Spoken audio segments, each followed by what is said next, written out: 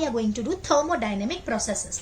अब thermodynamic process में जितने भी होते हैं आइसोकोरिक, आइसोबारिक, आइसोथर्मल, एडियाबैटिक, सारे प्रोसेसेस के ऊपर क्वेश्चंस हम डिस्कस करने वाले हैं। अब पहले क्वेश्चन में हमको क्या बोला है, दो सिलेंडर है ए और बी, दोनों की कैपेसिटी बिल्कुल सेम है, दोनों को हमने कनेक्ट किया है वाया अ स्टॉप कॉक। ए जो है उसके अंदर कुछ स्टैंडर्ड टेम्परेचर और प्रेशर पे कोई आइडियल गैस है, बी में कुछ भी नहीं है, कंप्लीटली इवैक्यूएटेड, मतलब पूरी तरह से खाली है। इस पूरे सिस्टम को हमने थर्मली इंसुलेट कर दिया, मतलब ना कोई एनर्जी अंदर आ सकती है ना कोई एनर्जी बाहर जा सकती है। The stop cock is suddenly open, अगर इसको हम लोग सडनली ओपन कर देंगे तो ये कौन सा प्रोसेस हो जाएगा, since delta Q is 0 because ना कोई एनर्जी बाहर जा रही है ना कोई एनर्जी अंदर आ रही है, this is a adiabatic process, so the correct answer is option B. उसके बाद नेक्स्ट क्वेश्चन में बोला है which of the following process heat is neither absorbed nor release, मतलब वही डेल्टा Q किस में 0 होता है, तो हम सबको पता है एडियाबैटिक में डेल्टा Q 0 होता है, so the correct answer is option C. अब इस क्वेश्चन में हमको V और T ग्राफ दिया है and it's a straight line graph passing through the origin, so we can say it is in this case the pressure is a constant, means it is a isobaric process. तो isobaric process में हमको dW by dQ निकालना है, तो dQ क्या होता है बेटा, NCP डेल्टा T। अब ये मोनोएटॉमिक गैस है तो उसके लिए 5/2R हो जाएगा हमारा CP, और dW हो जाएगा, दिस इज 5/2R, हाँ तो 5/2R डेल्टा T हो गया CP की जगह, और डेल्टा W तो वही हमारा NR डेल्टा T हो जाएगा।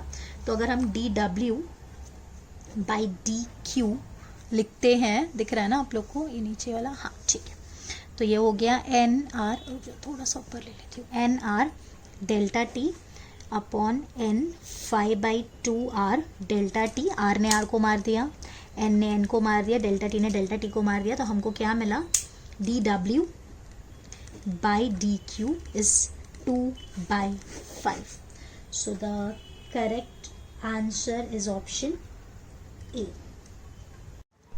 अब इस क्वेश्चन में हमको PV ग्राफ दिया है और हमको पहचानना है कि कौन सा प्रोसेस है। अब फर्स्ट वाला देखोगे तो बेटा ये कांस्टेंट वॉल्यूम है, तो जो फर्स्ट वाला है it is a isochoric process means C।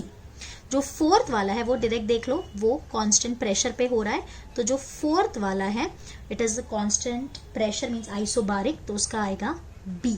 अब बचे सेकेंड और थर्ड, सेकेंड और थर्ड में से सेकेंड ज्यादा स्लोप ज्यादा है, वो ज्यादा स्टीप है, तो जो ज्यादा स्टीप होता है वो एडियाबैटिक होता है, means second is a adiabatic, so adiabatic is A, and जो थर्ड वाला होगा वो होगा D. So first is nothing but P Q R S, अभी मैच कर लेते हैं, P C Q A R D and S B, so the correct answer इस फर्स्ट वाला ही मैच हो रहा है, so the correct answer is A. तो ये नंबर है 13, सो 13 का आंसर है हमारा ए। अब इस क्वेश्चन में हमको क्या बोला है, that PV cube is a constant, means ये हमारा नॉर्मल कोई भी प्रोसेस नहीं है, this is a polytropic process. तो बेटा पॉलीट्रोपिक प्रोसेस का ना हीट कैपेसिटी का एक फॉर्मूला है, क्या है बेटा, अगर PVX ऐसा कुछ रहेगा, so the heat capacity formula is CV plus R/1 - X। अभी फिलहाल आप फॉर्मूला याद कर लीजिए, कैसे आया क्यों आया उसमें मत जाइए। जैसे अब हमारे क्वेश्चन में है ये PV cube is a constant, तो हमारा जो x है वो 3 हो गया, तो बस आप सब्सटीट्यूट कर दीजिए, और ये मोनो एटॉमिक गैस है जिसका CV होता है 3/2R, तो ये हो गया 3/2R plus R upon 1 - X, so C is equal to 1 - X, so 3/2R plus R 1 - X मतलब 1 - 3, तो ये -2 हो गया, तो ये हो गया C is 3R minus R by 2, तो ये हो जाएगा 2R/2, तो हमको आंसर आ रहा है D. In the next question क्या दिया है, a gas is compressed isothermally to half its initial volume, मतलब मान लो उसका इनिशियल वॉल्यूम V है तो हमने उसको कंप्रेस किया आधे वॉल्यूम तक, मतलब V/2 तक, लेकिन पहले हमने किया आइसोथर्मली। अभी उसी गैस को हम एडियाबैटिक प्रोसेस से उसका वॉल्यूम आधा कर रहे हैं, तो ये मैंने एडियाबैटिक का ग्राफ ड्रॉ किया है और ये आइसोथर्मल का ग्राफ ड्रॉ किया है। अगर आप ऑप्शन देखेंगे तो उसमें पूछ रहे हैं किसके लिए वर्क ज्यादा होगा, सो बेटा what is work, work is nothing but it is the area under PV graph, तो आइसोथर्मली के लिए ये एरिया आएगा, और एडियाबैटिक का ये पूरा एरिया आएगा. So as you can see the work done by the adiabatic gas is more compare to isothermal. अब क्वेश्चन आता है मैंने एडियाबैटिक का ग्राफ ऐसे क्यों ड्रॉ किया और आइसोथर्मल का ऐसे क्यों ड्रॉ किया. बिकॉज एडियाबैटिक का ग्राफ थोड़ा ज्यादा स्टीप होता है, उसका स्लोप ज्यादा होता है, इसलिए मैंने उसको ऐसे ड्रॉ किया है. तो ये ग्राफ आपको थियोरी पढ़ने पे पता चल जाएगा कि एडियाबैटिक का ग्राफ ऐसा होता है और आइसोथर्मल का ऐसा होता है. उस बेसिस पे मैंने यहाँ ड्रॉ किया है. So the work done will be more for adiabatic will require the same. So the correct answer, compressing the gas through adiabatic process will require more work to be done. So the correct answer is option D. एक अच्छा conceptual question है. अब अगला question भी बिल्कुल similar question है कि हमने जो गैस है उसको आधी वॉल्यूम पे किया है लेकिन अलग अलग प्रोसेस से. अब हमको पूछा है मैक्सिमम वर्क किससे होगा. तो बेटा मैंने एडियाबैटिक और आइसोथर्मल में तो आपको बता दिया एडियाबैटिक के केस में वर्क ज्यादा होगा. अब आइसोकोरिक में तो वर्क डन 0 होता है बिकॉज वॉल्यूम चेंज ही नहीं होता. और आइसोबारिक का ये रहा, ये मैंने आपको ड्रॉ करके बता दिया आइसोबारिक का. तो अभी आप देख सकते हो सबसे ज्यादा वर्क डन वापस एडियाबैटिक में रहेगा, फिर आइसोथर्मल में एंड देन आइसोकोरिक में. तो इसका आंसर भी वही आएगा adiabatic. So that is option C. अब इस क्वेश्चन में हम गैस को ए से सी लेके जा रहे हैं दो रास्ते से, ए बी सी और ए सी डायरेक्ट. जब हम ए से बी लेके जा रहे हैं तब हमने 400 जूल ऑफ हीट दी है और जब हम बी से सी लेके जा रहे हैं तब हमने 100 जूल ऑफ हीट दी है. ये जो heat absorb by the system पूछा in the process A to C. अब बेटा देख सकते हो इनिशियल और फाइनल दोनों का सेम है. मतलब अपन ऐसा बोल सकते हैं the energy that is del U A B C will be equals to del U A C. ये हमने क्यों बोला बिकॉज बेटा इनिशियल और फाइनल सेम है. So the internal energy will remain same. अब ये थोड़ा सा बड़ा क्वेश्चन है, ध्यान से सुनो. अब ए से बी हम जा रहे हैं. So it is a isochoric process. So from A to B isochoric process. तो आइसोकोरिक प्रोसेस में delta work done from A to B will be 0. तो हम ऐसा लिख सकते हैं delta Q A B is equals to delta U A B plus delta W A B. अब जो डेल डब्ल्यू ए बी होता है वो 0 हो गया. So del U A B will be del Q A B बेटा दिया हुआ है 400 जूल, तो ये हमारा 400 जूल आ गया. अब बी से सी में, so from B to C it is a isobaric process. So isobaric process में delta Q B C is delta U B C plus delta W B C. ठीक है. डेल्टा क्यू बी सी हम लोग को दिया हुआ है 100, डेल्टा यू बी सी हमको नहीं दिया और डेल्टा डब्ल्यू बी सी हम निकाल सकते हैं. That is the area under B C. तो बी सी के अंदर होगा बेटा ये होगा ये इंटू दिस, राइट. तो ये कितना हो जाएगा, this is 2 into 10 raise to -3 into 4 into 10 raise to 4. तो ये हो गया 100 is equals to delta U B C. ये 4 2 ज़ा 8 हो गया और ये 80 हो गया, राइट. 4 2 ज़ा 8 और ये -3 और +4 है तो ये 80 आ जाएगा, राइट. तो ये हो गया delta U B C will be, नहीं बेटा कुछ तो रॉन्ग आ रहा है, मैंने एक मिस्टेक कर दी. ये हमको ये वाली लेंथ नहीं ली, हमको तो पूरी लेनी थी ना. तो मैंने 4 इंटू 10 रेज टू 4 नहीं 6 इंटू 10 रेज टू 4 लेना. वापस देखो ये वाली लेंथ और ये लेनी थी ना, तो मैंने सब्ट्रैक्ट नहीं करना था. तो 6 हो जाएगा. तो 6 इंटू 4 बेटा 12 हो गया. तो ये तो 120 हो जाएगा. तो डेल्टा यू बी सी हमको आ जाएगा -20 जूल. ठीक है. तो अभी हमको जो टोटल था delta U A B plus delta U B C is equal to delta U A C. तो ये कितना हो गया बेटा, delta U A B is 400 -20. So 400 -20 will give me 380 is equals to delta u a c. So 380 is delta u a c is nothing but it can be written as delta q a c minus delta w a c. अब हमको delta q a c निकालना है. तो again delta W ए सी निकालना पड़ेगा. बड़ा question है बेटा. अब वर्क निकालना पड़ेगा. वर्क मतलब ये जो ए सी है ना इसके अंदर का मतलब ये वाला एरिया आपको लेना पड़ेगा. तो इसको मैं 2 पार्ट में डिवाइड कर रही हूँ. एक हम ले रहे हैं रेक्टेंगल और एक हम ले रहे हैं ट्रायंगल. तो रेक्टेंगल लेंगे तो ये हो जाएगा 2 into 10 raise to -3 into 2 into 10 raise to 4 plus half into base is again 2 into 10 raise to -3 into height. अब सब्ट्रैक्ट करना चाहिए. So into 4 into 10 raise to 4. So 380 is equals to delta Q A C minus ये 2 2 ज़ा 4 ये 20 आ गया, plus ये cut करती हूँ तो ये आ गया 40। सो 380 इज इक्वल्स टू ये हो गया 60, -60 ये साइड आएगा तो +60 हो जाएगा। So delta Q A C, so delta Q A C आ रहा है बेटा 380 + 60 means it has to be 440 joule. But वापस आंसर मैच नहीं हो रहा है, कुछ वापस मिस्टेक हो गई। 2 2 4 4, अरे बाप रे, दिस इज -40 हो जाएगा ना, तो ये हो जाएगा +80, तो ये हो जाएगा 460, means 460 joule. So the correct answer is answer A. देखो ज़रा ये क्वेश्चन करते हैं तो you have to be more careful. आप देख सकते हो हमारी 2 जगह यहाँ मिस्टेक हो गई है, यहाँ पे और यहाँ। सिली मिस्टेक की वजह से हमारे मार्क्स जा सकते हैं और काफ़ी बड़ा है, तो ये क्वेश्चन करने के लिए टाइम कंज्यूम होता ही है। तो जो क्वेश्चंस इजीली हो जाते हैं उनका टाइम हमको ऐसे क्वेश्चन में यूज़ करना पड़ता है। ओके, ये question I will suggest you कि आप लोग 1 या 2 बार ऐसे एक ये वाला क्वेश्चन कर लीजिए और उसके बाद सिमिलर क्वेश्चंस ज़रूर आप प्रैक्टिस करना। अब इस क्वेश्चन में हम क्या बोल रहे हैं कि एक मोनोएटॉमिक गैस है जिसका प्रेशर P है, हम वॉल्यूम उसको V से 2V कर रहे हैं थ्रू अ आइसोथर्मल प्रोसेस।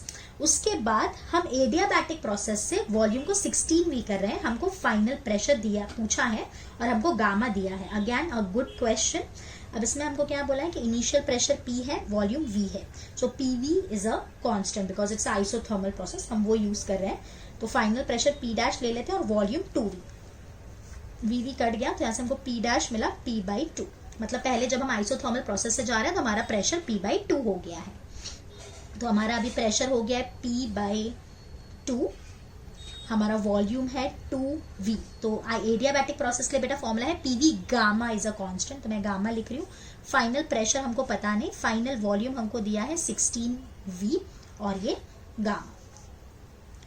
तो मैं पुट कर रही हूँ, तो this is P/2 2V, gamma is 5/3 is equals to P final 16V 5/3। ठीक है, तो ये P फाइनल क्या हो गया P/2 2V/16V 5/3, V और V कट किया और ये 8 आ गया। तो अगर मैं 8 का क्यूब रूट लेती हूँ, बिकॉज नीचे रूट है ना बेटा, तो 8 का क्यूब रूट कितना होगा 2। अब 2 को 5 टाइम्स अगर हम मल्टीप्लाई करते हैं, ये 1 अपॉन आएगा, 1/2, उसको अगर 5 टाइम्स करेंगे तो कितना आ जाएगा बेटा, ये 32 आ जाएगा, राइट। तो 32 into 2 is 64, so final pressure is P/64, so the correct answer is option C. अब इस क्वेश्चन में हमको एक ग्राफ दिया है ABCDA, this is a cyclic process and we have to find the work done in the cycle, in one cycle. So as we can see, या हम लोग को पता भी है कि साइक्लिक प्रोसेस में work done is equal to the area under the cycle, यानी साइकिल के अंदर जो भी एरिया होगा वही हमारा वर्क डन होगा। अब मैं नेमिंग कर देती हूँ ABCED। तो अगर बेटा मैं एरिया निकालूं AED का, सो AED is a clockwise process. तो क्लॉकवाइज को हम पॉजिटिव ले लेते हैं या नेगेटिव ले लेते हैं, वो डिपेंड करता है। मैं यहाँ पे क्लॉकवाइज को पॉजिटिव ले रही हूँ और एंटी क्लॉकवाइज को नेगेटिव ले रही हूँ। तो क्लॉकवाइज बेटा पॉजिटिव हो गया और यहाँ पे EBC में नेगेटिव हो गया। एंटी क्लॉकवाइज जा रहा है ना EBC एंड CEDA। तो अगर हम EDA को देख रहे हैं तो पॉजिटिव आ रहा है और वर्क डन कितना आ रहा है EDA में, it is half into base is V0 into height is P0। So this is positive. And अगर मैं वर्क डन की बात करूं EBC में, सो this is area is half into base is nothing but again V0 और ये height 2P0 से 3P0, P0 ही बचेगा, 2P0 से 3P0 है ना बेटा, ये वाली, और ये माइनस आ रहा है। क्यों minus? Because this is anti clockwise. तो अगर हम टोटल वर्क डन निकाले, सो this is positive and this is negative, so the total work done is 0, so the correct answer is option D. In this question, a gas is taken through the cycle A to B, B to C and back to A. We have to find the net work done. So work done is nothing but it is the area in the cyclic graph. मतलब ये area निकालना है. So work done is half into base. Base is this is, हाँ ये एक minute है, ये 10⁻³ दिया है और ये 10⁵ पास्कल है। 7 -2 करेंगे तो 5 × 10⁻³ into दिस इज 4 इंटू 10⁵, तो ये कट करेंगे तो ये 2 हो गया, ये यहाँ से कट करूँगी तो ये 2 आ गया. So work done is 1000 joule and it is positive, एक ही ऑप्शन है. So the correct answer is option D. Okay, अब अगले क्वेश्चन में हमको क्या बोला है कि एक एडियाबैटिक प्रोसेस है और इसमें जो प्रेशर है ना that is directly proportional to the cube of its temperature, मतलब P is directly proportional to T cube. तो यहाँ पे बेटा मैं अगर T को नीचे ले लूँ तो ये हो जाएगा P(T⁻³ इज अ कांस्टेंट. और आपको पता होगा एडियाबैटिक प्रोसेस में होता है PT (γ/1 - γ इज कांस्टेंट. तो अगर हम इन दोनों को कंपेयर करें सो -3 is gamma upon 1 minus gamma, इसको ये साइड ले लूँ तो -3 प्लस गामा इज गामा, नहीं -3 + 3 गामा हो जाएगा ना, तो ये वो साइड चला गया. तो -3 is equals to -2 gamma. So gamma is equals to 3/2 and gamma is nothing Cp/Cv.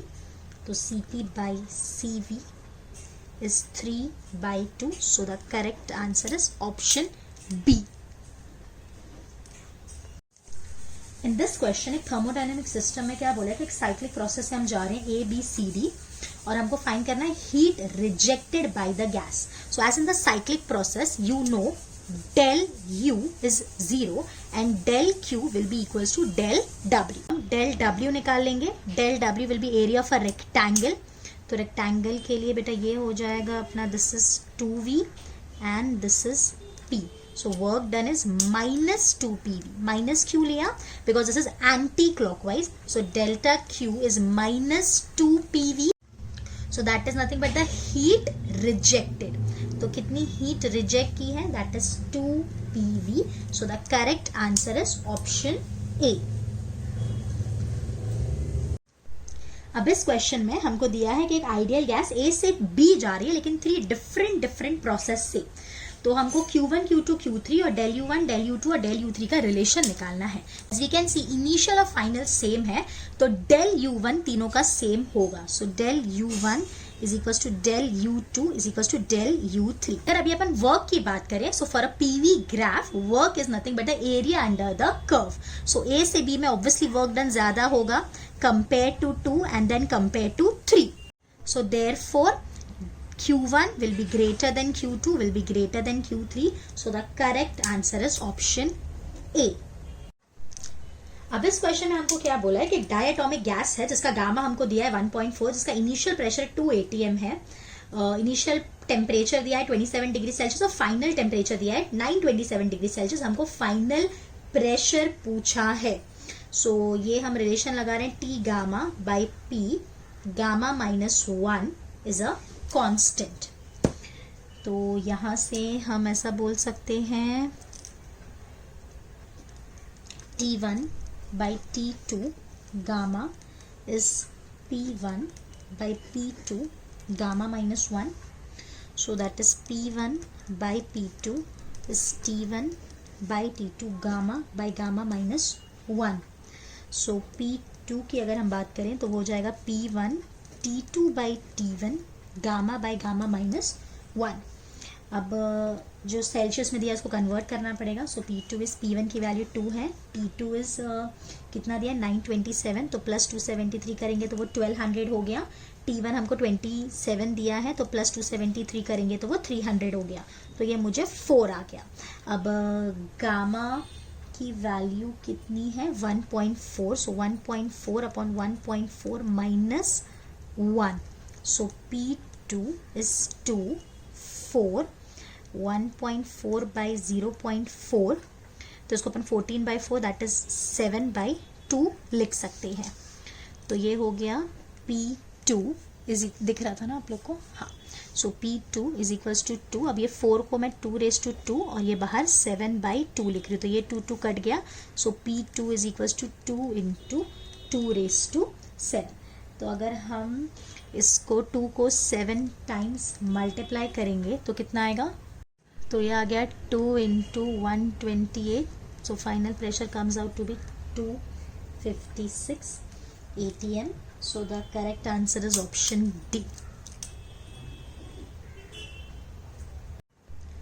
In this question del U अपन को पता है इंटरनल एनर्जी होता है, increase in internal energy. del U is the work done. हमको relation पूछे, तो बेटा हम सबको बहुत अच्छे से पता है डेल क्यू 0 होता है एडियाबैटिक प्रोसेस में. So del U is minus del W, तो फर्स्ट वाला ही हमारा करेक्ट आ गया. Del U is minus delta W, so correct answer is option A. अब इस क्वेश्चन में हमको क्या बोला है कि इनिशियल प्रेशर और इनिशियल वॉल्यूम हमको दिया है, इट्स एडियाबैटिक प्रोसेस, और फाइनल जो वॉल्यूम है that is 1/8 of the initial volume. हमको फाइनल प्रेशर पूछा है. तो बेटा मैंने एडियाबैटिक प्रोसेस का फॉर्मूला लगाया, PV gamma is a constant. तो यहाँ पे ये कौन सी गैस हमको बोली है, this is a mono atomic gas, तो हमको पता है इसका गामा कितना होगा, गामा विल बी 5/3. तो मैं पुट कर रही हूँ P1 V1 5/3 इस P2, V2 की जगह आ जाएगा V1/8 5/3. अब हमको P2 पूछा है, सो P2 इस P1 V1/8 ऊपर आ जाएगा 5/3. ये V1 कट गया P1. अब 8 का अगर मैं क्यूब रूट ले लेती हूँ तो वो 2 हो जाता है, 2 × 5.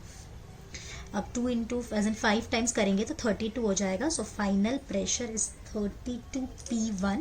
सो the correct answer is option D.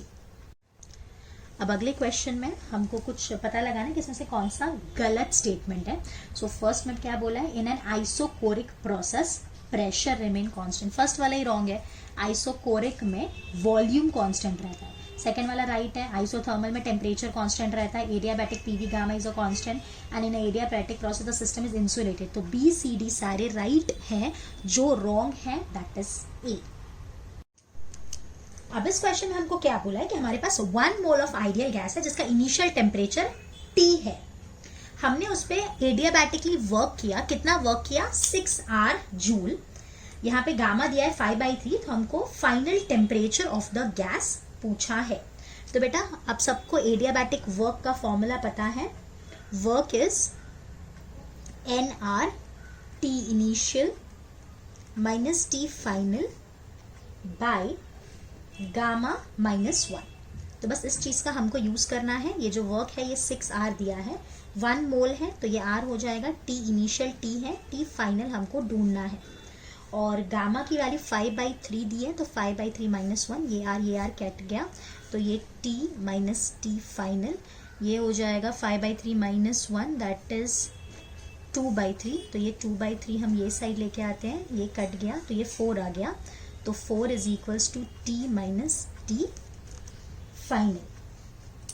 So T final comes out to be T minus 4 Kelvin. So the correct answer is option D. अब इस क्वेश्चन में हमको इनिशियल टेम्परेचर 27 डिग्री सेल्सियस बोला है, दैट इज 300 केल्विन. हमने इसको compress किया है और जो V2 है दैट इज 8/27 ऑफ V1. हमको T2 निकालना है. गामा की वैल्यू हमको 5/3 दी हुई है. ठीक है.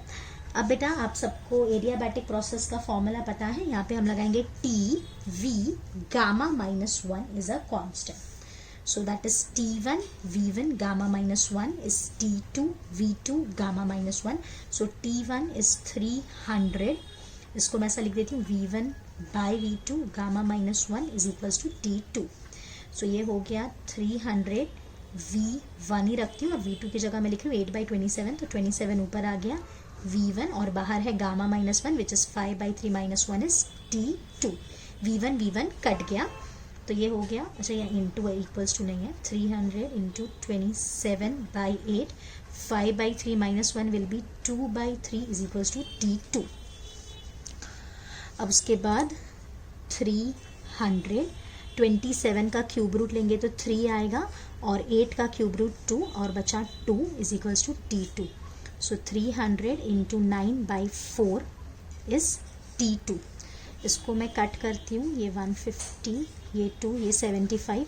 तो 75 इंटू 9 इज T2. तो ये T2 कितना आ रहा है बेटा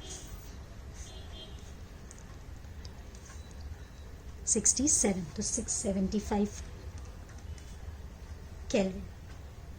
तो टेम्परेचर राइज कितना हुआ है, पहले 300 था और 675. So the rise in temperature is 375 और सिंस हमको राइज इन टेम्परेचर पूछा है so the rise in temperature is 375 kelvin, that is delta T. So the correct answer is option B.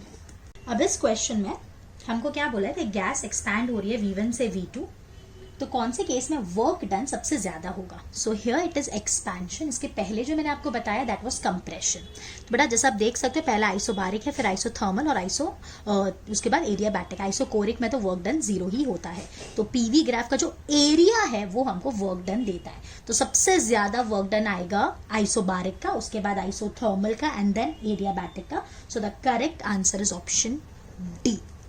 अब इस क्वेश्चन में हमको दिया है P is directly proportional to T raise to C और it's an adiabatic process. बेटा आप सबको रिलेशन पता है P is directly proportional to T raise to gamma by gamma -1 for adiabatic process. तो यहाँ से C is nothing but gamma by gamma -1. अब हमको C की वैल्यू पूछी है. ये कौन सी गैस है बेटा? It is a mono atomic gas. तो मोनो एटॉमिक गैस के लिए जो गामा होता है that is 5/3. So this is 5/3 by 5/3 -1. So this is 5/3 by 2/3. 3 और 3 कट गया तो C की वैल्यू मुझे 5/2 आ रही है. So the correct answer is option D. बेटा एडियाबैटिक प्रोसेस के जो रिलेशन है वो आप प्लीज याद रखेंगे. मैं लिख के बता देती हूँ. P is inversely proportional to V raise to gamma, या बोल सकते हो P V raise to gamma is a constant. उसके बाद P is directly proportional to T raised to gamma by T raised to gamma by gamma -1 and temperature और volume का T is inversely proportional to V raised to gamma -1. इसको आप यहाँ पे लेके आ सकते हो. ओके अब अगले क्वेश्चन में क्या बोला है, एक आइडियल गैस A है और एक रियल गैस B है. दोनों का इनिशियल वॉल्यूम V था और हम लोगों ने वो लोग को फाइनल वॉल्यूम 2V कर दिया. Under isothermal condition the increase in internal energy. अभी हमको पागल समझते हैं. अगर it is an isothermal process तो हमको पता है भाई कि डेल्टा U 0 होता है, मतलब इंटरनल एनर्जी इंक्रीज ही नहीं होती. So the correct answer is B. They were trying to trick us, but हमको पता है भाई कि डेल्टा T अगर 0 होगा तो हमारा डेल्टा U में चेंज नहीं आएगा. अब इस क्वेश्चन में हमको बोला है कि हमारा जो सिस्टम है उसको हम A से B लेके जा रहे हैं via ACB and is brought back to A via BDA and they have asked us to find the complete work done or the net work done. So net work done is nothing but it is the area under the cyclic curve. तो ये आएगा. So it should be A, C, B, D, A. So the correct answer is option C. ये question बहुत ही tough लग रहा था but बहुत ही simple था. अब इस क्वेश्चन में हमको ग्राफ और कुछ वैल्यूज दिए, जैसे A पे प्रेशर दिया है, B पे प्रेशर दिया है, A पे वॉल्यूम दिया है, D पे वॉल्यूम दिया है, और A से B जाएंगे तो कितनी एनर्जी देनी पड़ती है, B से C जाएंगे तो कितनी एनर्जी देनी पड़ती है. हमको find internal energy from A to C. अब आपको पता है A और C इनिशियल और फाइनल सेम है, तो इंटरनल एनर्जी कोई भी रास्ते से जाएंगे सेम ही आएगी. सो बेसिकली अगर मैं ऐसा बोल दूं delta U A B C will be equals to delta U A C. तो मैं delta U A B C निकाल रही हूँ. तो जब मैं A से B जा रही हूँ तो A से B के केस में it is an isochoric process. Isochoric process है तो यहाँ पे हमारा वर्क डन कितना आ जाएगा A से B में 0 और QAB हमको दिया हुआ है 600. सो UAB विल बी 600 जूल. अब हम B से C की बात कर रहे हैं. It is an isobaric process. तो यहाँ पे हमको प्रेशर दिया हुआ है 8 × 10⁴ और वॉल्यूम का चेंज हमको दिया हुआ है 5 - 2. सो दैट इज 3 × 10⁻³ तो ये 8 3s are 24. So this is 240 joule. तो अगर हम Q की बात करें, QBC is equals to UBC plus work done BC. This is the work done हाँ जो हमने निकाला है. तो वर्क डन 240 आया और QBC हम लोग को 200 दिया हुआ था. तो ये आया बेटा 200 - 240. So that is the internal energy del UBC और ये आया -40. तो अभी जो हम डेल्टा UABC की बात कर रही हूँ मैं वो 600 होगा -40. So this should be 560 joule और वही हमारा डेल्टा UACB होगा. So the answer is 560 joule. So that is C. नहीं C नहीं सॉरी A. ठीक ठाक सा क्वेश्चन था, बट हाँ यहाँ भी बच्चे मिस्टेक कर देते हैं, so be a little careful. Easy था। हमेशा याद रखेंगे कि जो इंटरनल एनर्जी है वो कभी भी कहाँ से जा रहे हैं पाथ पे डिपेंड नहीं करती, वो इनिशियल और फाइनल पे डिपेंड करती है। तो ए से सी जाओ, ऐसे जाओ, ऐसे जाओ, ऐसे जाओ, यू तो सेम रहेगा। तो हमने यहाँ से यहाँ बेटा वर्क निकाल लिया, और उसके बाद क्यू तो दिया हुआ था तो यू निकाल लिया, और फिर वही चीज़ का हमने यूज़ कर लिया। ठीक है, तो थर्मोडायनेमिक प्रोसेसेस पे इतने ही क्वेश्चंस हम करेंगे। These questions are really sufficient. अगर ये क्वेश्चन के कॉन्सेप्ट आपको समझ में आ गए कैसे अप्लाई करना है, तो एग्जाम में अगर कोई भी क्वेश्चन आएगा तो आप जरूर अटेम्प्ट कर पाओगे। अभी heat engine, refrigerator, Carnot engine पे क्वेश्चंस हम बाकी वाले वीडियो में करने वाले हैं। ठीक है, चलिए बाय बाय।